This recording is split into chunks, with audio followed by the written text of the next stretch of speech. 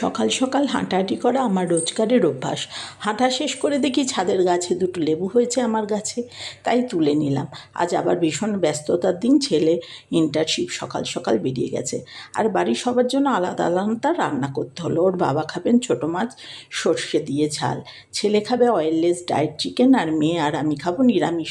সব রান্না করতে করতে বিকেল হয়ে গেল। তারপর ছিল ডাক্তারের অ্যাপয়েন্টমেন্ট। ডাক্তার দেখিয়ে ফেরার পথে ঢুকে বাড়ির সামনে গ্রেট ইস্টার্নে ঢুকে পড়লাম। অনেক দিন ধরে একটা ওয়াশিং মেশিন নেওয়ার ইচ্ছে ছিল, তাই 15 আগস্টের অফার দেখে ভাবলাম আজই নিয়ে নিই। দুটো পছন্দ হয়েছিল, কিন্তু শেষেরটা ওয়ার্লপুলটাই নিলাম। ব্যাস, আজকে এইভাবেই চললো আমার দিন। আর আপনাদের সঙ্গে আর যা যা সমস্ত কিছু করেছি সেগুলোও শেয়ার করলাম। এই পর্যন্তই। রাত হয়ে গেছে, বিশ্রামেরও দরকার শরীর। আবার কাল সকাল থেকে নতুনভাবে আর একটা দিনে শুরু হবে। আপনারা ভালো থাকবেন, আবার কাল দেখা হবে।